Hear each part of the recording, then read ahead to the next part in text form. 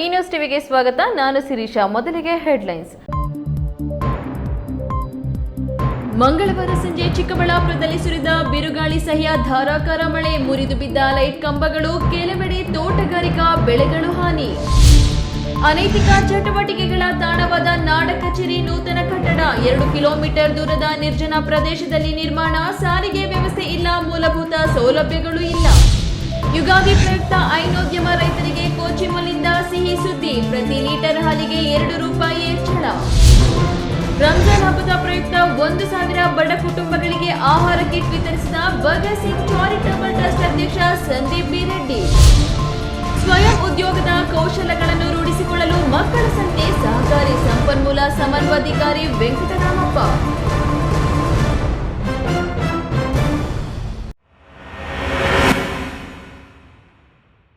ವಾರ್ತೆಗಳ ವಿವರ. ವರ್ಷದ ಮೊದಲ ಮಳೆ ಮಂಗಳವಾರ ಸಂಜೆ ಚಿಕ್ಕಬಳ್ಳಾಪುರ ಜಿಲ್ಲೆಯಾದ್ಯಂತ ಸುರಿದಿದ್ದು, ಕೆಲವೆಡೆ ತೋಟಗಾರಿಕಾ ಬೆಳೆಗಳಾದ ರೋಸ್ ಬಾಳೆ ನಾಶವಾಗಿದ್ದರೆ ಮತ್ತೆ ಕೆಲವು ಕಡೆ ವಿದ್ಯುತ್ ಕಂಬಗಳು ರಸ್ತೆಗೆ ಉರುಳಿ ಬಿದ್ದಿದ್ದು, ತೆಂಗಿನ ಮರವೊಂದಕ್ಕೆ ಸಿಡಿಲು ಬಡಿದು ಬೆಂಕಿ ಹೊತ್ತಿಕೊಂಡಿದೆ.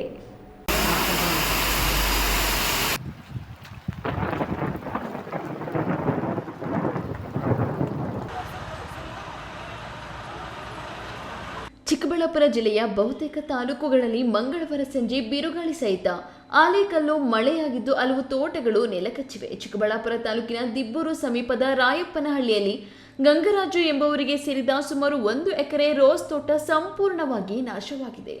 ಮಳೆಗಾಳಿಯ ರಭಸಕ್ಕೆ ಹೂ ಬಿಡುತ್ತಿದ್ದ ರೋಸ್ ತೋಟ ಮುರಿದು ನೆಲಕಚ್ಚಿದೆ.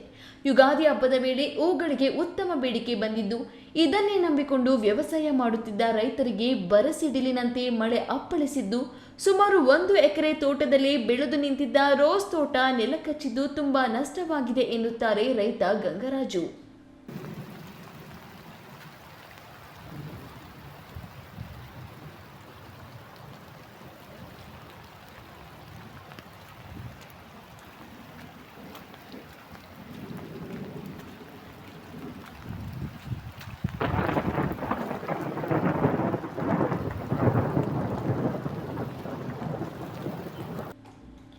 ಇನ್ನು ಚಿಕ್ಕಬಳ್ಳಾಪುರ ಗೌರಿಬಿದನೂರಿನ ರಾಷ್ಟ್ರೀಯ ಹೆದ್ದಾರಿಯಲ್ಲಿ ಬಿರುಗಾಳಿ ಸಹಿತ ಮಳೆಗೆ ವಿದ್ಯುತ್ ಕಂಬಗಳು ಮತ್ತು ಮರ ಉರುಳಿ ಬಿದ್ದಿದ್ದರಿಂದ ಸುಮಾರು 3/4 ಗಂಟೆ ಸಂಚಾರ ಸ್ಥಗಿತವಾಗಿತ್ತು.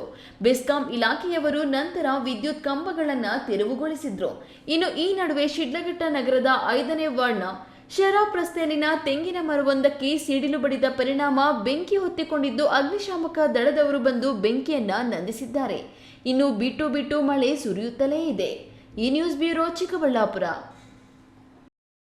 ಗ್ರಾಮೀಣ ಪ್ರದೇಶದ ಸಾರ್ವಜನಿಕರು ಸರ್ಕಾರಿ ಕಚೇರಿಗಳಿಗೆ ತ್ವರಿತವಾಗಿ ತಲುಪಿ ಸರ್ಕಾರಿ ಸೌಲಭ್ಯಗಳಿಗಾಗಿ ಅಗತ್ಯ ದಾಖಲೆಗಳನ್ನು ಪಡೆದುಕೊಳ್ಳಲೆಂದು ಪ್ರಾರಂಭಿಸಿದ ಸರ್ಕಾರಿ ಕಚೇರಿಯ ನೂತನ ಕಟ್ಟಡವೊಂದು ಗ್ರಾಮದಿಂದ 2 ಕಿಲೋಮೀಟರ್ ದೂರದ ನಿರ್ಜನ ಪ್ರದೇಶದಲ್ಲಿ ನಿರ್ಮಿಸಿದ್ದು, ಸಾರ್ವಜನಿಕರಾಗಲಿ ಅಧಿಕಾರಿಗಳಾಗಲಿ ಕಚೇರಿಗೆ ತಲುಪಲಾಗದೆ ಉದ್ಘಾಟನೆಯನ್ನು ಮಾಡದ ಕಾರಣ ಕುಡುಕರ ಅಡ್ಡೆಯಾಗಿ ಅನೈತಿಕ ಚಟುವಟಿಕೆಗಳ ತಾಣವಾಗಿದ್ದು, ಸಾರ್ವಜನಿಕರ ಆಕ್ರೋಶಕ್ಕೆ ಕಾರಣವಾಗಿದೆ.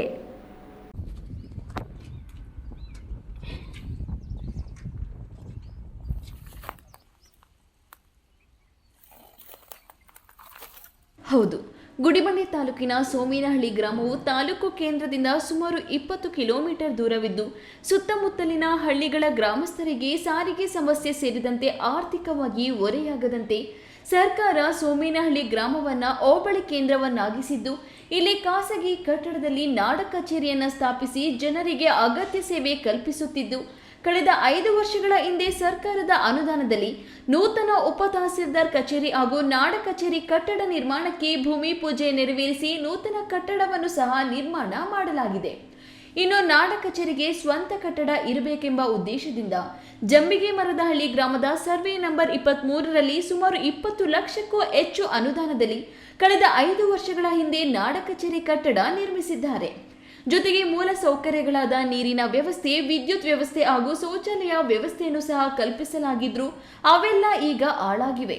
ನಮಸ್ಕಾರ. ಏನು ನಮ್ಮ ಗುಡಿಬಂಡೆ ತಾಲೂಕು ಸೋಮೇನಹಳ್ಳಿ ಹೋಬಳಿ ನಾಡ ಕಚೇರಿಯಲ್ಲಿ ಒಂದು 2019-20ರಲ್ಲಿ 21ರಲ್ಲಿ ಫಿನಿಶ್ ಆಯಿತು ಕೋವಿಡ್ ಪೀರಿಯಡ್ನಲ್ಲಿ. ಆವಾಗ ಇರ್ತಕ್ಕಂತಹ 22ರಲ್ಲಿ ಕೋವಿಡ್ ನಂತರ ನಾವು ಉದ್ಘಾಟನೆ ಮಾಡಿದ ಸಲುವಾಗಿ ಸೋಮೇನಹಳ್ಳಿ ಗ್ರಾಮಸ್ಥರು ಅಂದರೆ ಸೋಮೇನಹಳ್ಳಿ ಆ ಕಡೆ ಇರ್ತಕ್ಕಂತಹ 7-8 ಗ್ರಾಮಗಳಿದೆ, ಅವರೆಲ್ಲ ನಮಗೆ ದೂರ ಆಗುತ್ತೆ, 2 ಕಿಲೋಮೀಟರ್ ಮೇಲ್ಪಟ್ಟಿರುತ್ತೆ, ಹೋಗಿ ಬರೋಕ್ಕೆ ತುಂಬ ಕನ್ವಿನ್ಸ್ ಇದೆ ಅಂತ ಹೇಳ್ಬಿಟ್ಟು ಅವರು ತುಂಬ ಗೊಂದಲ ಮಾಡಿದ್ರು ಸಾರ್ವಜನಿಕರು. ಆ ಹಿನ್ನೆಲೆಯಲ್ಲಿ ನಾವು ಮೇಲಾಧಿಕಾರಿಗಳು ಸಹ ಪತ್ರ ಸಲ್ಲಿಸಿದ್ವಿ, ಈ ಥರ ಇದೆ ವಾಸ್ತುಸ್ಥಿತಿ. ಆಮೇಲೆ ಸರ್ಕಾರಿ ಜಮೀನು ಅಲ್ಲಿ ಸುತ್ತಮುತ್ತ ಸೋಮೇನಹಳ್ಳಿ ಸುತ್ತಮುತ್ತ ದೂರ ಇದೆ, ಹಾಗಾಗಿ ಈ ಹಿಂದೆ ಇರ್ತಕ್ಕಂತಹ RIVA ಮತ್ತು DT ಆವಾಗ ಗುರುತಿಸ್ಬಿಟ್ಟು ಸ್ಯಾಂಕ್ಷನ್ ಮಾಡಿದ್ದಾರೆ. ಸೊ ವಿಚಾರವಾಗಿ ನಾವು ಸಹ ಆವಾಗ ಹೋಗ್ಬಿಟ್ಟು ನೋಡ್ಬಿಟ್ಟು ಬರ್ತಾ ಇದ್ವಿ.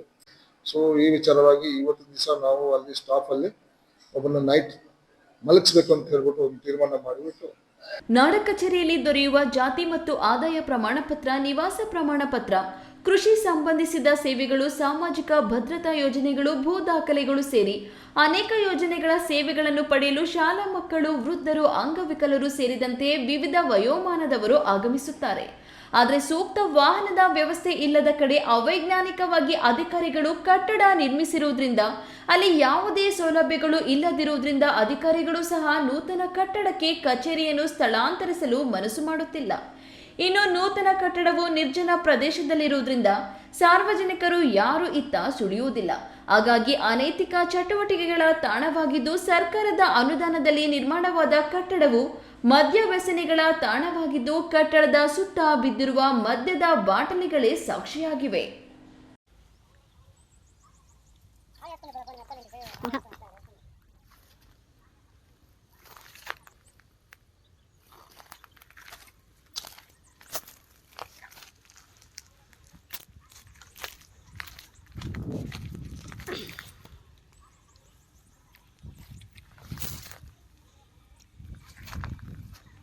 ಸುತ್ತಮುತ್ತಲಿನ ಗ್ರಾಮಗಳ ಕೆಲ ಮುಖಂಡರು ಹಾಗೂ ಸಾರ್ವಜನಿಕರು ನಿರ್ಜನ ಪ್ರದೇಶದಲ್ಲಿರುವ ಕಟ್ಟಡವನ್ನೇ ಉದ್ಘಾಟಿಸುವಂತೆ ಆಗ್ರಹಿಸುತ್ತಿದ್ರೆ, ಇನ್ನು ಕೆಲವರು ನಿರ್ಜನ ಪ್ರದೇಶದಲ್ಲಿರುವ ಕಟ್ಟಡದ ಬಳಿ ಮಹಿಳೆಯರು, ವಿದ್ಯಾರ್ಥಿನಿಯರು ಹಾಗೂ ವಯೋವೃದ್ಧರು ಒಬ್ಬಂಟಿಯಾಗಿ ತೆರಳಲು ಆಗುವುದಿಲ್ಲ. 2 ಕಿಲೋಮೀಟರ್ ದೂರದ ಕಟ್ಟಡಕ್ಕೆ ಸ್ಥಳಾಂತರ ಮಾಡುವುದು ಬೇಡ, ಬೇಕಾದ್ರೆ ಗ್ರಾಮ ಪಂಚಾಯಿತಿಯ ಕಟ್ಟಡದ ಒಳಗೆ ವರ್ಗಾವಣೆ ಮಾಡಿ ಒಟ್ಟಾರೆ ಜನವಸತಿ ಪ್ರದೇಶದಲ್ಲಿ ಕಚೇರಿ ಇರಬೇಕೆಂದು ಆಗ್ರಹಿಸುತ್ತಿದ್ದಾರೆ. ಸುಮಾರು ಕಟ್ಟಿ 3 ವರ್ಷ ಆಯ್ತು. 3 ವರ್ಷದಲ್ಲಿ ಏನು ಬರೋದಕ್ಕೂ ಹೋಗೋದಕ್ಕೂ ಅಥವಾ ವೃದ್ಧರಿಗೆ ಏನಕ್ಕೆ ಆಗಲಿ ಇಲ್ಲಿ ₹1 ಉಪಯೋಗ ಇಲ್ಲ. ಮತ್ತೆ ಬಂದ್ಬಿಟ್ಟು ಜಾಸ್ತಿ ಗಲೀಜು, ಎಷ್ಟು ಕುಡಿಯೋರು ಪ್ರತಿಯೊಬ್ಬರು ಜಾಸ್ತಿ ಗಲೀಜು ಮಾಡ್ತಾರೆ. ಇದನ್ನ ಗೌರ್ಮೆಂಟ್ ಬಿಲ್ಡಿಂಗ್ ಅನ್ನೋದಕ್ಕಿಂತ ಒಂಥರ ವೇಸ್ಟೇಜ್ ಅಂತ ಹೇಳ್ಬೋದು. ಏನು ನೋಡ್ಬೇಕಾದ್ರೆ ಫಾಲೋಅಪ್ ಮಾಡಿ, ಎಲ್ಲೇ ಆಗಲಿ ಒಂದು ಚೂರು ಅಷ್ಟಿದಿಲ್ಲ. ಮತ್ತೊಂದು ವೃದ್ಧರಿಗೆ ಆಗಲಿ ಬರೋದಕ್ಕೆ ಆಗಲಿ ಅನುಕೂಲ ಇಲ್ಲ, ಬಸ್ ವ್ಯವಸ್ಥೆ ಇಲ್ಲ. ನಮ್ಗೆ ಏನೇ ಆಗಲಿ ನಮ್ಮ ಸೋಮೇನಹಳ್ಳಿ ನಮ್ಮ ನಾಗಜರಿಯಿಂದ ಮಾಡ್ಕೊಡ್ಬೇಕು ನಮಗೆ. ಇನ್ನೊಂದು ಇಲ್ಲೇನಂದ್ರೆ ಕೆಲಸ ಅನ್ನೋದಕ್ಕಿಂತ ಜಾಸ್ತಿ ಗಲೀಜು ಆಗ್ಬಿಟ್ಟಿದೆ, ಜೂಜು ಅಡ್ಡಿ ಆಗ್ಬಿಟ್ಟಿದೆ. ಜೂಜು, ಕುಡಿಯೋರು ವ್ಯಸನ ಮತ್ತೆ ಅನೈತಿಕ ಪ್ರತಿಗಳು ಜಾಸ್ತಿ ಇದಾಗ್ಬಿಟ್ಟಿದೆ. ಅದಕ್ಕೋಸ್ಕರ ನಮ್ಗೆ ಸೋಮೇನಹಳ್ಳಿ ಆಗೋ ಥರ ಅಂತ ಏನು ವ್ಯವಸ್ಥೆ ಮಾಡ್ಕೊಡ್ಬೇಕು ಅಂತ ಕೇಳ್ಕೊತಾ ಇದ್ದೀವಿ ಇಲ್ಲೇ ಅಂತ. ಬಟ್ ಇವಾಗ ಯಾವುದೇ ರೀತಿ ಅನುಕೂಲಗಳೇ ಇಲ್ಲ ಇಲ್ಲಿ. ಬಸ್ ಒಂದು ವೃದ್ಧರಿಗೆ ಆಗ ಹೆಚ್ಚಿಗೆ 3 ಕಿಲೋಮೀಟರ್ ಆಗುತ್ತೆ ಇಲ್ಲಿಂದ. ಇನ್ನೊಂದು ಏನೋ ಒಂದು ಜೆರಾಕ್ಸ್ ಬೇಕಂದ್ರು ಏನಕ್ಕೂ ಇಲ್ಲ, ಅನುಕೂಲ ಇಲ್ಲ. ಹೀಗೆ ಉದ್ಘಾಟನೆಯಾಗದ ಸೋಮೇನಹಳ್ಳಿ ನಾಡ ಕಚೇರಿ ಕೇಂದ್ರದ ಮುಂಭಾಗ ತಾಲೂಕು ಪಂಚಾಯಿತಿಯ ಅನಿರ್ಬಂಧಿತ ಅನುದಾನದಲ್ಲಿ 5 ಲಕ್ಷ ಅನುದಾನದಲ್ಲಿ ಪಾರ್ಕ್ ಅಭಿವೃದ್ಧಿ ಕಾಮಗಾರಿ ಎಂದು ಕೇವಲ 1 ಸಿಮೆಂಟ್ ಕುರ್ಚಿಯನ್ನ ಹಾಕಿ 5 ಲಕ್ಷ ಗುಳು ಮಾಡಿದ್ದಾರೆ. ಈ ನಿರುಪಯುಕ್ತ ಕಚೇರಿಗಾಗಿ ಅಭಿವೃದ್ಧಿ ಕೆಲಸಗಳೆಂದು ಹೇಳಿ ಇನ್ನು ಎಷ್ಟು ಲಕ್ಷ ಹಣ ವ್ಯರ್ಥ ಮಾಡುತ್ತಾರೋ ಎಂಬುದು ಸಾರ್ವಜನಿಕರ ಆರೋಪವಾಗಿದೆ. ಮಂಜುನಾಥ್ ಬಿ, ಈ ನ್ಯೂಸ್ ಟಿವಿ, ಗುಡಿಬಂಡೆ. ಕೋಲಾರ ಜಿಲ್ಲೆಯ ಹೈನೋದ್ಯಮ ರೈತರಿಗೆ ಯುಗಾದಿ ಹಬ್ಬದ ಪ್ರಯುಕ್ತ ಪ್ರತಿ ಲೀಟರ್ ಹಾಲಿಗೆ 2 ರುಗಳನ್ನು ಹೆಚ್ಚಳ ಮಾಡುವ ಮೂಲಕ ಹಾಲು ಉತ್ಪಾದಕರಿಗೆ ಸಿಹಿ ಸುದ್ದಿಯನ್ನು ನೀಡಲಾಗಿದೆ ಎಂದು ಕೋಮುಲ್ ಅಧ್ಯಕ್ಷ KY ನಂಜೇಗೌಡ ಹೇಳಿದರು. ಕೋಲಾರದ ಬೆಳಗನಹಳ್ಳಿಯ ಕೋಮುಲ್ ಹಾಲು ಒಕ್ಕೂಟದ ಕಚೇರಿಯ ಸಭಾಂಗಣದಲ್ಲಿ ನಡೆದ ಸುದ್ದಿಗೋಷ್ಠಿಯಲ್ಲಿ ಕೋಮುಲ್ ಅಧ್ಯಕ್ಷ KY ನಂಜೇಗೌಡ ಮಾತನಾಡಿ, ನಾಳೆಯಿಂದ ಜಾರಿಗೆ ಬರುವ ರೀತಿಯಲ್ಲಿ 1 ಲೀಟರ್ ಹಾಲಿಗೆ 37.40 ಪೈಸೆ ಇದ್ದುದನ್ನು 39.40 ರೂಪಾಯಿ ನೀಡಲು ಕೋಮುಲ್ ಆಡಳಿತ ಮಂಡಳಿ ಸಭೆಯಲ್ಲಿ ತೀರ್ಮಾನ ಮಾಡಲಾಯಿತು. ಜಿಲ್ಲೆಯ ರಾಸುಗಳಿಗೆ ವಿಮೆ ಮಾಡಲು ವರ್ಷಕ್ಕೆ 3 ಬಾರಿ ಅವಕಾಶ ಮಾಡಿಕೊಡಲಾಗಿದೆ ಎಂದರು. ಇನ್ನು ಈ ಮೊದಲು ರಾಸುಗಳ ಇನ್ಸೂರೆನ್ಸ್ 70,000 ರುಗಳಿದ್ದು, ನಮ್ಮ ಆಡಳಿತ ಮಂಡಳಿಯಲ್ಲಿ ಈಗ ರಾಸುಗಳ ಇನ್ಸೂರೆನ್ಸ್ 80,000 ರುಗಳಿಗೆ ಹೆಚ್ಚಳ ಮಾಡಲಾಗಿದೆ. ಬೇಸಿಗೆ ಕಾಲ ಪ್ರಾರಂಭವಾಗಿರುವ ನಿಟ್ಟಿನಲ್ಲಿ ಹಸಿರು ಮೇವು ಬೆಳೆಯಲು 1 ಎಕರೆಗೆ 3,000 ರೂಪಾಯಿ ಪ್ರೋತ್ಸಾಹಧನ ರೈತರಿಗೆ ನೀಡಲಾಗುತ್ತದೆ ಎಂದರು. ಉದ್ದೇಶವಾಗಿ ಯುಗಾದಿ ಹಬ್ಬದ ಪ್ರಯುಕ್ತ ನಾಳೆಯಿಂದ 18/3/26 ನಾಳೆಯಿಂದ ಜಾರಿಗೆ ಬರುವ ರೀತಿಯಲ್ಲಿ ಪ್ರತಿ ಲೀಟರ್ಗೆ 37.85 ಇತ್ತು. ಅದನ್ನೀಗ 2 ರೂಪಾಯಿ ಹೆಚ್ಚಿಗೆ ಮಾಡಿದ್ರಿಂದ ₹39.85 ಹಾಗೂ 4 ಫ್ಯಾಟು 8.5 SNP ಇರುವಂಥ ಹಾಲಿಗೆ ₹35.40 ಇತ್ತು. ಈಗ ₹2 ಸೇರಿಸ್ಕೊಂಡ್ರೆ ₹37.40 ಕೊಡೋದು ಅಂತ ಇವತ್ತು ಒಂದು ತೀರ್ಮಾನ ಮಾಡಿದ್ದೀವಿ. ಅದ್ರ ಜೊತೆಗೆ ಹಾಲು ಉತ್ಪಾದಕರಿಗೆ, ರಾಸುಗಳಿಗೆ ಅವಾಗಲೇ ಹೇಳಿದ ರೀತಿಯಲ್ಲಿ ವರ್ಷಕ್ಕೆ 3 ಸಾರಿ ಸರಾಸರಿ ವಿಮೆ ಮಾಡಿಸಲು ತೀರ್ಮಾನ ತಗೊಂಡಿದ್ವಿ.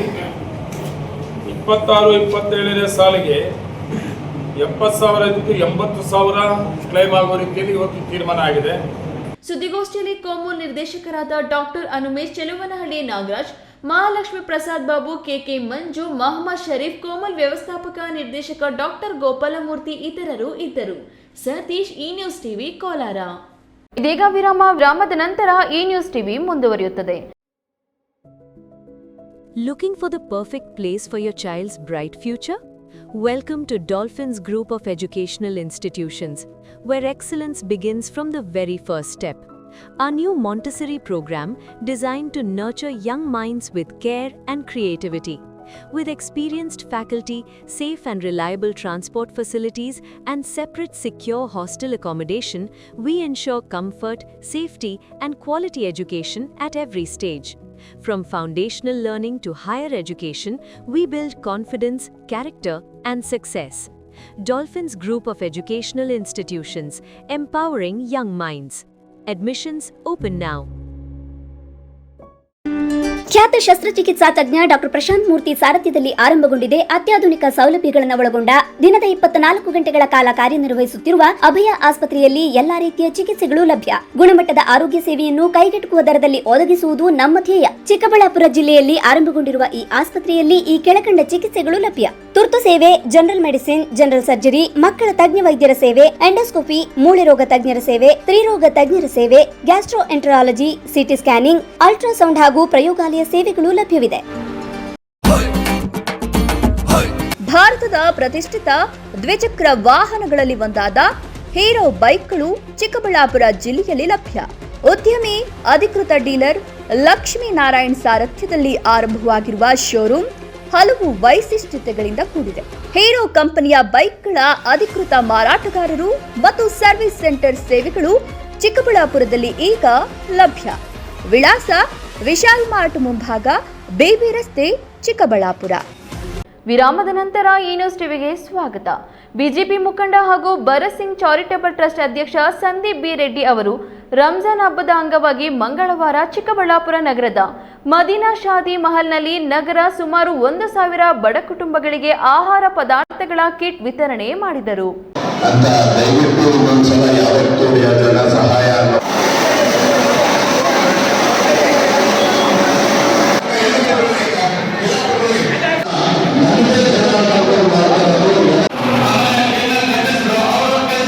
ರಂಜಾನ್ ಹಬ್ಬದಲ್ಲಿ ಉಪವಾಸವಿದ್ದು ಶ್ರದ್ಧಾ ಭಕ್ತಿಯಿಂದ ಹಬ್ಬಗಳನ್ನು ಖುಷಿಯಾಗಿ ಆಚರಿಸುವುದರ ಜೊತೆಗೆ ಬಡವರ ಜೊತೆ ನಿಂತು ಅವರಿಗೆ ಸಹಾಯ ಮಾಡುವುದರ ಸಲುವಾಗಿ ಇಂದು ಭಗತ್ ಸಿಂಗ್ ಚಾರಿಟಬಲ್ ಟ್ರಸ್ಟ್ ಅಧ್ಯಕ್ಷ ಸಂದೀಪ್ ರೆಡ್ಡಿ ಚಿಕ್ಕಬಳ್ಳಾಪುರದ ಮುಸ್ಲಿಂ ಬಾಂಧವರಿಗೆ ಸುಮಾರು 1,000 ಬಡ ಕುಟುಂಬಗಳಿಗೆ ಆಹಾರ ಪದಾರ್ಥಗಳ ಕಿಟ್ ವಿತರಣೆ ಮಾಡಿದ್ರು. ಈ ವೇಳೆ ಮಾತನಾಡಿದ ಅವರು, ವೈವಿಧ್ಯದಲ್ಲಿನ ಐಕ್ಯತೆ ಭಾರತದ ವೈಶಿಷ್ಟ್ಯ, ಜಾತಿ ಧರ್ಮ ಭೇದವಿಲ್ಲದೆ ಪರಸ್ಪರ ಪ್ರೀತಿ ಹಾಗೂ ಸಹಕಾರದಿಂದ ಬದುಕುತ್ತಿದ್ದೇವೆ. ಸಣ್ಣ ಪುಟ್ಟ ಭಿನ್ನಾಭಿಪ್ರಾಯಗಳು ಬಂದರೂ ಅವನ್ನ ಮರೆತು ಮತ್ತೆ ಒಂದಾಗಿ ಸಾಗುವುದು ನಮ್ಮ ಭಾರತೀಯರ ಗುಣ. ನಾವೆಲ್ಲರೂ ಭಾರತೀಯರು ಎಂದು ಹೇಳಿಕೊಳ್ಳುವುದರಲ್ಲಿ ಹೆಮ್ಮೆ ಇದೆ. ಇನ್ನು ಹಬ್ಬ ಹರಿದಿನಗಳಲ್ಲಿ ಪರಸ್ಪರ ಶುಭಾಶಯ ವಿನಿಮಯ ಮಾಡಿಕೊಂಡು ಸಂತೋಷ ಹಂಚಿಕೊಳ್ಳುವುದು ನಮ್ಮ ಸಂಸ್ಕೃತಿಯಾಗಿದೆ. ನಗರದಲ್ಲಿ ಶ್ರೀರಾಮನವಮಿ ಸಂದರ್ಭದಲ್ಲಿ ನಡೆದ ಬೈಕ್ ರ್ಯಾಲಿಗೆ ಮುಸ್ಲಿಂ ಬಂಧುಗಳು ಹೂ ಸುರಿದು ಸ್ವಾಗತಿಸಿ ನೀರನ್ನು ನೀಡಿ ಪ್ರೀತಿ ಹಂಚಿಕೊಂಡಿದ್ರು. ಇದು ನಮ್ಮ ದೇಶದ ವೈಶಿಷ್ಟ್ಯ. ವಿವಿಧ ಜಾತಿ ಧರ್ಮ ಭಾಷೆಗಳ ನಡುವೆ ದೇಶ ಮೊದಲು ಎನ್ನುವ ಭಾವನೆ ಎಲ್ಲರಲ್ಲೂ ಇದೆ. ಸಾಮರಸ್ಯ ಕಾಪಾಡೋಣ, ಚಿಕ್ಕಬಳ್ಳಾಪುರವನ್ನು ಶಾಂತಿಯ ತೋಟವಾಗಿಸೋಣ ಎಂದು ಕರೆ ನೀಡಿದರು. ಏನು ಸಾಮರಸ್ಯವಾಗಿ ಬದುಕಬೇಕು. ಈಗ ಗಣೇಶ ಹಬ್ಬ ಆಗುತ್ತೆ. ಗಣೇಶ ಹಬ್ಬ ಆದಾಗ ನಿಮ್ಗೆಲ್ಲರಿಗೂ ಚಿಕ್ಕಬಳ್ಳಾಪುರ ಗೊತ್ತಿದೆ, ಜಾತ್ರೆ ಮಾಡ್ದಂಗ್ ಮಾಡ್ತೀವಿ. ಶ್ರೀರಾಮನವಮಿ ಮಾಡ್ತೀವಿ. ಶ್ರೀರಾಮನವಮಿ ಮಾಡಿದಾಗ ಬೈಕ್ ರ್ಯಾಲಿ ಮಾಡಿದ್ವಿ. 1,000 ಜನ ನಮ್ಮ ಹಿಂದೂ ಹುಡುಗರ ಬಂದಿದ್ದು. ಅದೃಷ್ಟ ಮತ್ತೆ ಖುಷಿ ಏನಂತಂದ್ರೆ ಚಿಕ್ಕಬಳ್ಳಾಪುರದ ಏನು ರಸ್ತೆಗಳಲ್ಲಿ ನಮ್ಗೆ ಪೊಲೀಸರು ಪರ್ಮಿಷನ್ ಕೊಡಕ್ ಹಿಂದೆ ಮುಂದೆ ನೋಡ್ತಿದ್ರು. ಆದ್ರೆ ಇದೇ ಮುಸ್ಲಿಂ ಬಾಂಧವರು ಬಂದು ನಾವು ಶ್ರೀರಾಮನವಮಿ ಮಾಡಕ್ ಬೈಕ್ ರ್ಯಾಲಿ ಹೋದಾಗ ನಮ್ಮ ಮೇಲೆ ಹೂವನ್ನ ಎರಚೋದು, ಭಗವದ್ಗೀತೆ ಹಿಡ್ಕೊಂಡು ಜೈ ಹಿಂದ್ ಕೂಗುವಂತ ಕೆಲಸಗಳು, ಈ ರೀತಿಯ ಕೆಲಸಗಳಾಗ್ಬೇಕು. ಈ ಸಂದರ್ಭದಲ್ಲಿ ಮುಸ್ಲಿಂ ಸಮುದಾಯದ ಮುಖಂಡ ಇಸ್ಮಾಯಿಲ್ ಮಾತನಾಡಿ, ಬಹಳಷ್ಟು ಬಡವರು ತಮ್ಮ ಅಗತ್ಯವಿದ್ದರೂ ಕೈಚಾಚುವುದಿಲ್ಲ. ಅವರ ಸಂಕಷ್ಟವನ್ನು ಅರಿತು ರಂಜಾನ್ ಹಬ್ಬದ ಪ್ರಯುಕ್ತ ಸುಮಾರು 1,000 ಕುಟುಂಬಗಳಿಗೆ ದಿನಸಿ ಕಿಟ್ ವಿತರಿಸುವುದು ಅವರ ಮಾನವೀಯ ಗುಣವನ್ನು ತೋರಿಸುತ್ತದೆ. ಆರ್ಥಿಕವಾಗಿ ಹಿಂದುಳಿದ ಕುಟುಂಬಗಳಿಗೆ ಇದು ಬಹಳ ಸಹಾಯವಾಗಲಿದೆ. ಮುಸ್ಲಿಂ ಸಮುದಾಯದ ಪರವಾಗಿ ಸಂದೀಪ್ ರೆಡ್ಡಿ ಅವರಿಗೆ ಹೃತ್ಪೂರ್ವಕ ಧನ್ಯವಾದಗಳನ್ನ ಸಲ್ಲಿಸಿದ್ದಾರೆ. ಬಡವರಿಗೆ ತುಂಬಾ ಜನಕ್ಕೆ ಕೆಲವ್ರಿಗೆ ಮನೆಗಳಲ್ಲಿ ಇಟ್ಟಿರೋದಿಲ್ಲ, ಅಕ್ಕಿ ಇರೋದಿಲ್ಲ, ಎಣ್ಣೆ ಇರೋದಿಲ್ಲ. ಏನ್ ಸರ್, ಈ ತರ ತುಂಬಾ ಜನ ಕೇಳ್ಕೊಳಕ್ ಬರೋದಿಲ್ಲ. ಈ ಕೇಳ್ಕೊಳೋರ್ ಹತ್ರ ಎಲ್ಲಾ ಇರುತ್ತೆ. ಈ ಕೆಲವರು ಜನಗಳ ಮನೆಯಲ್ಲಿ ಇರ್ತಾರೆ, ಅವ್ರು ಯಾರಿಗೂ ಕೇಳೋದಿಲ್ಲ, ದೇವ್ರಿಗೆ ಬಿಟ್ಟು ಯಾರಿಗೂ ಕೇಳೋದಿಲ್ಲ ಅಂತ ಅವ್ರಿಗೆ ತಲುಪೋದಿಲ್ಲ. ಆ ಕೆಲಸವನ್ನ ನಾವು ನಮ್ಮ ಸಂದೀಪ್ ಅಣ್ಣ, ನಮ್ಮ ಟೀಮ್ ಎಲ್ಲ ಸೇರಿ. ಈ ಸಂದರ್ಭದಲ್ಲಿ ಸಮುದಾಯದ ಮುಖಂಡರಾದ ಅಮ್ಜಾದ್, ನಯಾಜ್, ಇದಾಯಿತ್, ಮೌಲಾ, ಸಾದಿಕ್, ಅಸ್ಲಾಂ, ಇಮ್ತಿಯಾಜ, ಮುಬಾರಕ್ ಇತರರು ಹಾಜರಿದ್ದರು. ಕೆಎಸ್ ನಾರಾಯಣ ಸ್ವಾಮಿ, ಈ ನ್ಯೂಸ್ ಟಿವಿ, ಚಿಕ್ಕಬಳ್ಳಾಪುರ. ಅಂತ ದಯವಿಟ್ಟು ಇನ್ನೊಂದ್ಸಲ ಯಾವತ್ತೂ ಜನ ಸಹಾಯ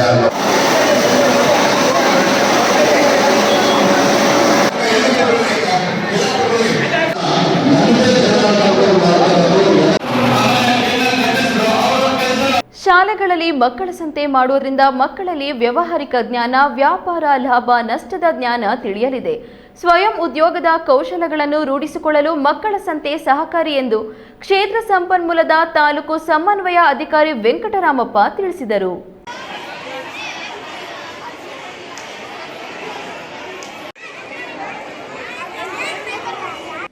ಬಾಗೇಪಲ್ಲಿ ಪಟ್ಟಣದ ಪಿಎಂಸಿ ಸರ್ಕಾರಿ ಹಿರಿಯ ಬಾಲಕಿಯರ ಶಾಲಾ ಆವರಣದಲ್ಲಿ ಮಂಗಳವಾರ ಮೆಟ್ರಿಕ್ ಮೇಳ 2026ರ ಕಾರ್ಯಕ್ರಮ ನಡೆಯಿತು. ಶಾಲಾ ವಿದ್ಯಾರ್ಥಿನಿಯರು, ಪೋಷಕರು ರೈತರಿಂದ ನೇರವಾಗಿ ಕ್ಯಾರೆಟ್, ಮೂಲಂಗಿ, ಕ್ಯಾಪ್ಸಿಕಂ, ಬದನೆ, ಆಲೂಗಡ್ಡೆ, ಈರುಳ್ಳಿ ಸೇರಿದಂತೆ ವಿವಿಧ ತರಕಾರಿಗಳನ್ನು ಖರೀದಿಸಿದ್ರು. ಸ್ಥಳದಲ್ಲಿ ಬಿಸಿ ಬಿಸಿಯಾದ ಬೋಂಡ, ಮೆಣಸಿನಕಾಯಿ ಬಜ್ಜಿ, ಬ್ರೆಡ್ ಬಜ್ಜಿ, ಬಾರಾ ಮಸಾಲ, ನಿಪ್ಪಟ್ಟು ಮಸಾಲ, ಪಾನಿಪುರಿ, ಮಸಾಲ್ ಪುರಿ, ಬಟಾಣಿ ಪಲ್ಯ ಸೇರಿದಂತೆ ವಿವಿಧ ತಿಂಡಿ ತಿನಿಸುಗಳನ್ನು, ಹಸಿಯಾದ ಮುಸ್ಕಿನ ಜೋಳ, ನಿಂಬೆಹಣ್ಣು, ಕರ್ಬೂಜ ಸೇರಿದಂತೆ ಪಾನೀಯಗಳನ್ನು ಮತ್ತು ಗೃಹ ಬಳಕೆ ಅಲಂಕಾರಿಕ ವಸ್ತುಗಳನ್ನು ವಿದ್ಯಾರ್ಥಿನಿಯರು ಮಾರಾಟ ಮಾಡಿದ್ರು. ತಾಜಾ ತರಕಾರಿ, ತಿಂಡಿ ತಿನಿಸುಗಳನ್ನು ಬನ್ನಿ ಖರೀದಿ ಮಾಡಿ ಸ್ಥಳದಲ್ಲಿ ಸೇವಿಸಿ ಮನೆಗೆ ತರಕಾರಿ ತೆಗೆದುಕೊಂಡು ಹೋಗಿ ಎಂದು ವಿದ್ಯಾರ್ಥಿನಿಯರು ಕೂಗುತ್ತಾ ಗ್ರಾಹಕರನ್ನ ತನ್ನತ್ತ ಸೆಳೆದ್ರು. ಶಿಕ್ಷಣ ಇಲಾಖೆಯ ಅಧಿಕಾರಿಗಳು, ಕಾಲೇಜಿನ ಉಪನ್ಯಾಸಕರು, ಶಾಲಾ ಶಿಕ್ಷಕ ಶಿಕ್ಷಕಿಯರು, ಬಿಸಿಯೂಟ ನೌಕರರು, ಪೋಷಕರು ತಾಜಾ ತರಕಾರಿಗಳನ್ನು ಖರೀದಿ ಮಾಡಿದ್ರು. ರಾಸಾಯನಿಕ ಪದಾರ್ಥಗಳ ಮಿಶ್ರಣ ಇಲ್ಲದ ಸ್ಥಳದಲ್ಲಿ ಮನೆಯಲ್ಲಿ ಪೋಷಕರು ಸಿದ್ಧಪಡಿಸಿದ ತಿಂಡಿ ತಿನಿಸುಗಳಿಗೆ ಭಾರಿ ಬೇಡಿಕೆ ಇತ್ತು. ಶಾಲೆಯಲ್ಲಿ ಹಮ್ಮಿಕೊಂಡಿದ್ದ ಮೆಟ್ರಿಕ್ ಮೇಳದಲ್ಲಿ ಬಜ್ಜಿ ಬೋಂಡ, ಬ್ರೆಡ್ ಬೋಂಡ ಸೇರಿದಂತೆ ತಿಂಡಿ ತಿನಿಸುಗಳನ್ನು ಮಾರಾಟ ಮಾಡಲಾಯಿತು. 800 ರೂಪಾಯಿಗಳಷ್ಟು ಮಾರಾಟ ಮಾಡಿದ್ದೇನೆ, 500 ರೂಪಾಯಿ ಖರ್ಚು ಮಾಡಿದ್ರೆ 300 ರೂಪಾಯಿ ಲಾಭ ಗಳಿಸಿದ್ದೇನೆ. ಸಂತೆಯಿಂದ ಲಾಭ ನಷ್ಟ ವ್ಯಾಪಾರದ ಬಗ್ಗೆ ತಿಳಿದುಕೊಂಡೆ ಎಂದು ಶಾಲೆಯ 8ನೇ ತರಗತಿಯ ವಿದ್ಯಾರ್ಥಿನಿ ಪೂಜಿತಾ ತಿಳಿಸಿದ್ರು.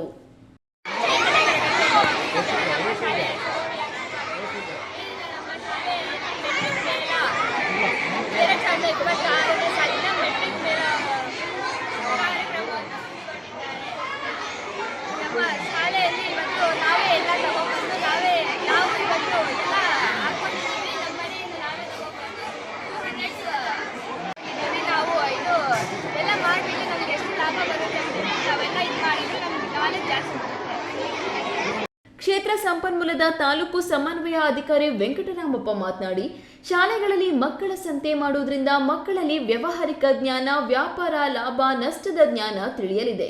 ಸ್ವಯಂ ಉದ್ಯೋಗದ ಕೌಶಲಗಳನ್ನು ರೂಢಿಸಿಕೊಳ್ಳಲು ಮಕ್ಕಳ ಸಂತೆ ಸಹಕಾರಿ ಎಂದು ತಿಳಿಸಿದರು.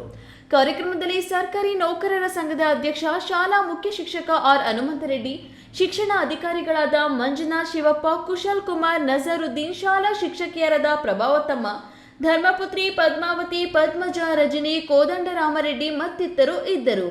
ಪಿಎಸ್ ರಾಜೇಶ್, ಈ ನ್ಯೂಸ್ ಟಿವಿ, ಬಾಗೇಪಲ್ಲಿ. ತುಮಕೂರು ಜಿಲ್ಲೆಯಲ್ಲಿ ಸಹಕಾರಿ ಸಂಘದ ಚುನಾವಣೆಯ ವೇಳೆ ಗಲಾಟೆ ಅಕ್ರಮ ಆರೋಪಗಳು ಕೇಳಿಬಂದಿರುವ ಘಟನೆ ನಡೆದಿದೆ. ಮತದಾನ ನಡೆಯುವ ವೇಳೆ ಕಾಂಗ್ರೆಸ್ ಹಾಗೂ ಜೆಡಿಎಸ್ ಬಿಜೆಪಿ ಮೈತ್ರಿ ಮುಖಂಡರು ತಮ್ಮ ಬೆಂಬಲಿಗರಿಗೆ ಮತ ಹಾಕಿಸುವ ವಿಚಾರವಾಗಿ ಎರಡು ಬಣಗಳ ನಡುವೆ ಮಾತಿನ ಚಕಮಕಿ ನಡೆದಿದೆ. ನಂತರ ಪೊಲೀಸರ ಸಮ್ಮುಖದಲ್ಲಿ ಮತದಾನ ಮುಂದುವರೆದರೂ ಮಧ್ಯಾಹ್ನದ ಬಳಿಕ ಪರಿಸ್ಥಿತಿ ತೀವ್ರಗೊಂಡಿದೆ.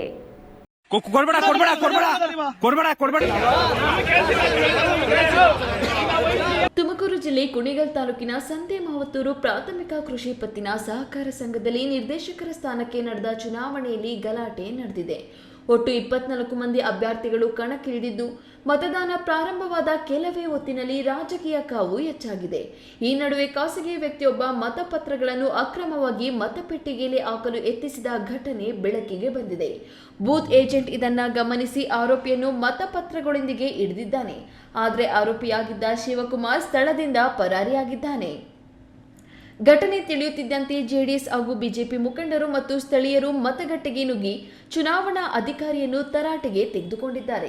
ಕೆಲವರು ಅಧಿಕಾರಿಗೆ ತಳ್ಳಾಟ ನಡೆಸಿದ ಪರಿಣಾಮ ಪರಿಸ್ಥಿತಿ ಉದ್ವಿಗ್ನಗೊಂಡಿತ್ತು.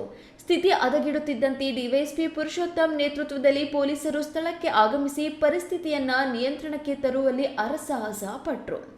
ಇದೇ ವೇಳೆ ಚುನಾವಣೆಯಲ್ಲಿ ಅಕ್ರಮ ನಡೆದಿದೆ ಎಂಬ ಆರೋಪ ಕೇಳಿಬಂದಿದ್ದು, ಚುನಾವಣಾ ಅಧಿಕಾರಿ ಸುನಿಲ್ ಅವರ ಪಾತ್ರದ ಬಗ್ಗೆ ಅನುಮಾನ ವ್ಯಕ್ತವಾಗಿದೆ. ಮತಪತ್ರಗಳನ್ನು ಖಾಸಗಿ ವ್ಯಕ್ತಿಗಳಿಗೆ ನೀಡಲಾಗಿದೆ ಎಂಬ ಆರೋಪದ ಹಿನ್ನೆಲೆಯಲ್ಲಿ ಇದು ಪೂರ್ವಯೋಜಿತ ಸಂಚು ಎಂದು ಮುಖಂಡರು ಆಕ್ರೋಶ ವ್ಯಕ್ತಪಡಿಸಿದ್ದಾರೆ.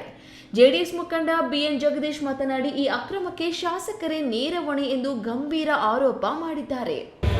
ಇವತ್ತೇನು ಸಂತೆ ಮಾತೂರು ವಿಎಸ್ಎಸ್ಎನ್ ಸೊಸೈಟಿ ಚುನಾವಣೆ ನಡೆದಂಥ ಸಂದರ್ಭದಲ್ಲಿ ಇವತ್ತು ಕಳ್ಳ ಮತದಾನ ಅಧಿಕಾರಿ ಏನೋ ನಾವು ಅಯೋಗ್ಯ ಒಬ್ಬ ಸುನಿಲ್ ಅಂತ ಚುನಾವಣಾಧಿಕಾರಿಗೆ ಅಪಾಯಿಂಟ್ ಮಾಡಿದ್ರು.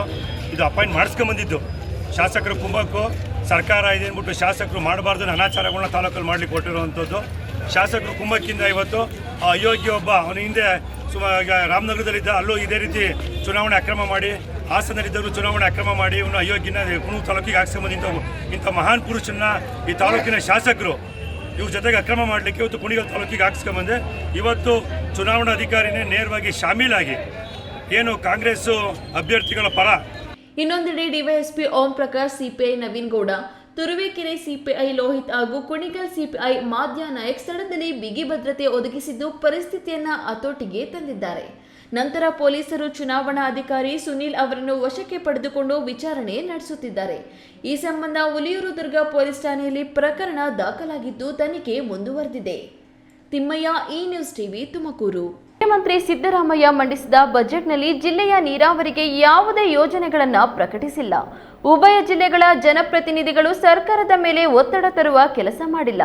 ಇದು ಜಿಲ್ಲೆಗಳ ಪಾಲಿಗೆ ಶಾಪವಾಗಿದೆ ಎಂದು ಶಾಶ್ವತ ನೀರಾವರಿ ಹೋರಾಟ ಸಮಿತಿ ಅಧ್ಯಕ್ಷ ಆಂಜನೇಯ ರೆಡ್ಡಿ ಬೇಸರ ವ್ಯಕ್ತಪಡಿಸಿದರು.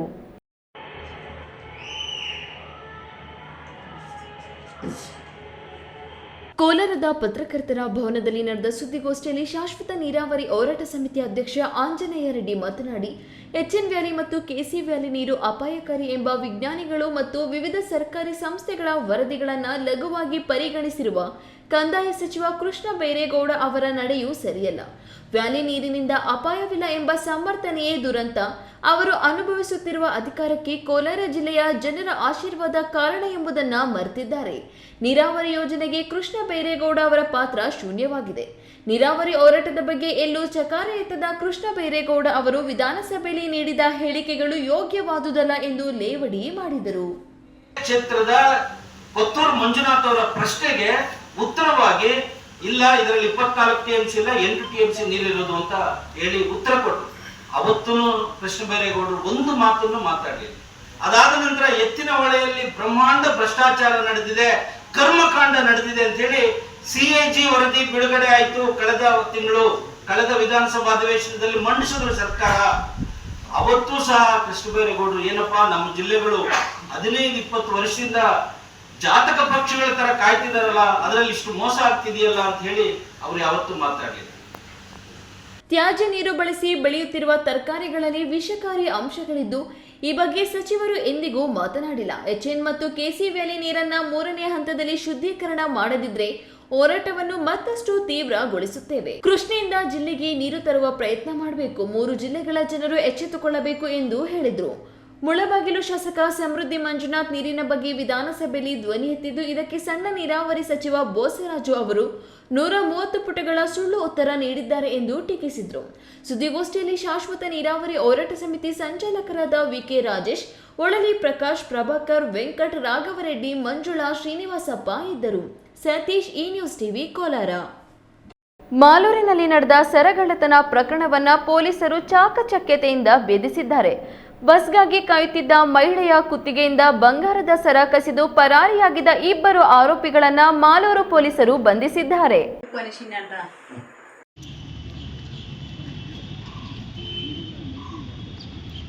ಮಾಲೂರು ತಾಲೂಕಿನ ಪಡುವನಹಳ್ಳಿ ಗ್ರಾಮದ ಗೇಟ್ ಬಳಿ ರಾಧಮ್ಮ ಎಂಬ ಮಹಿಳೆ ಬಸ್ಗಾಗಿ ಕಾಯುತ್ತಿದ್ದ ವೇಳೆ ದ್ವಿಚಕ್ರ ವಾಹನದಲ್ಲಿ ಬಂದ ಇಬ್ಬರು ಅಪರಿಚಿತರು ಸುಮಾರು 30 ಗ್ರಾಂ ತೂಕದ ಬಂಗಾರದ ಸರವನ್ನ ಕಸಿದು ಪರಾರಿಯಾಗಿದ್ರು.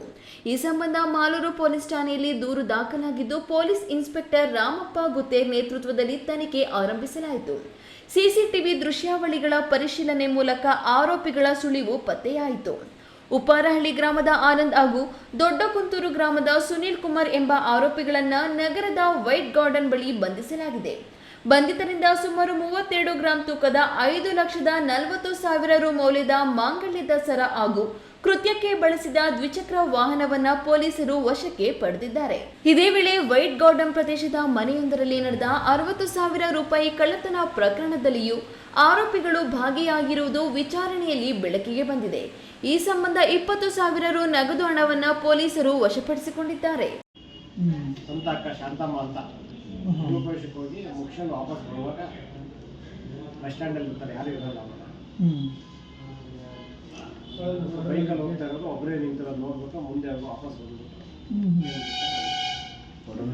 ಮತ್ತು ಆನಂದ್ ಸಣ್ಣ ಮಂಜುನಾಥ್ 4 ವರ್ಷ, ಯಾವ ಸರ್? ಅಮೆಜಾನ್ದಲ್ಲಿ ಕೆಲಸ, ಉಪ್ಪಾರಳ್ಳಿ. ಕುಮಾರ್ ಸಣ್ಣ ನಾರಾಯಣಪ್ಪ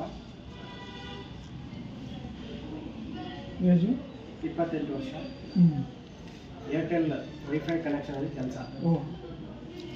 ಕೋಲಾರ ಜಿಲ್ಲಾ ಪೊಲೀಸ್ ಅಧೀಕ್ಷಕರಾದ ಕನ್ನಿಕಾ ಸುಕ್ರಿವಾಲ್ ಅವರ ಮಾರ್ಗದರ್ಶನದಲ್ಲಿ ಅಪರ ಪೊಲೀಸ್ ಅಧೀಕ್ಷಕ ರವಿಶಂಕರ್, ಉಪಾಧೀಕ್ಷಕರು ಹಾಗೂ ಮಾಲೂರು ಪೊಲೀಸ್ ಠಾಣೆಯ ಸಿಬ್ಬಂದಿ ಯಶಸ್ವಿಯಾಗಿ ಕಾರ್ಯಾಚರಣೆ ನಡೆಸಿದ್ದಾರೆ. ಕೇಶವ್, ಈ ನ್ಯೂಸ್ ಟಿವಿ, ಮಾಲೂರು. ಪ್ರಸಿದ್ಧ ವಡ್ಡಗೆರೆ ಗ್ರಾಮದ ಶ್ರೀ ವೀರನಾಗಮ್ಮ ದೇವಸ್ಥಾನದಲ್ಲಿ ನಡೆದ ಕಳ್ಳತನ ಪ್ರಕರಣ ತನಿಖಾ ಹಂತದಲ್ಲಿ ಇರುವಾಗಲೇ ಕೊರಟಗೆರೆ ತಾಲೂಕಿನ ಅಂಚಿಹಳ್ಳಿ ಗ್ರಾಮ ಪಂಚಾಯಿತಿ ವ್ಯಾಪ್ತಿಯಲ್ಲಿ ಮತ್ತೊಂದು ಮುಜರಾಯಿ ಇಲಾಖೆಗೆ ಸೇರಿದ ದೇವಸ್ಥಾನದಲ್ಲಿ ಕಳ್ಳತನ ನಡೆದಿದೆ.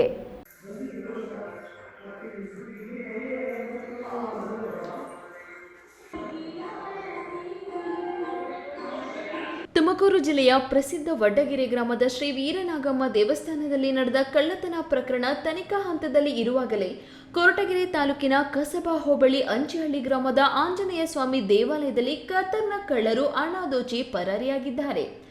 ಸಿಸಿಟಿವಿ ಇಲ್ಲದೆ ಇರುವುದನ್ನು ಗಮನಿಸಿ ಉಂಡಿಯಲ್ಲಿದ್ದ 50,000ಕ್ಕೂ ಹೆಚ್ಚಿನ ನಗದು ಹಣ ಕಳವು ಮಾಡಿದ್ದಾರೆ ಎಂದು ತಿಳಿದು ಬಂದಿದೆ.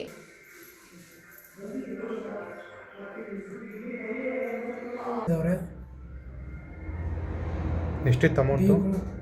ಉಂಡೆ ಫುಲ್ ಇತ್ತು. ಅಂದಾಜು ಒಂದು 50,000 ರೂಪಾಯಿ ಮೇಲಿತ್ತು. ಗೊತ್ತಿಲ್ಲ, ಅಲ್ಲಿ ಈಚೆಗೆ ಗೊತ್ತಿಲ್ಲ, ನಾವು ಹೇಳಿದ ಮೇಲೆ ನಾವು ಯಾವುದೋ ಮುಗಿಸ್ತೀವಿ. ಗ್ಯಾಸ್ ಕಟರ್ ಬಳಸಿ ದೇವಾಲಯದ ಬಾಗಿಲು ಹೊಡೆದ ಹೈಟೆಕ್ ಕಳ್ಳರು ಪರಾರಿಯಾಗಿದ್ದಾರೆ.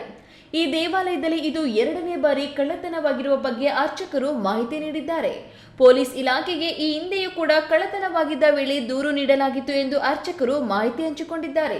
ಮುಜರಾಯಿ ಇಲಾಖೆ ದೇವಾಲಯಗಳೇ ಈ ಹೈಟೆಕ್ ಕಳ್ಳರಿಗೆ ಟಾರ್ಗೆಟ್ ಆಗಿದೆಯೇ ಎಂಬುದು ಸಾರ್ವಜನಿಕರಲ್ಲಿ ಅನುಮಾನ ವ್ಯಕ್ತವಾಗಿದೆ.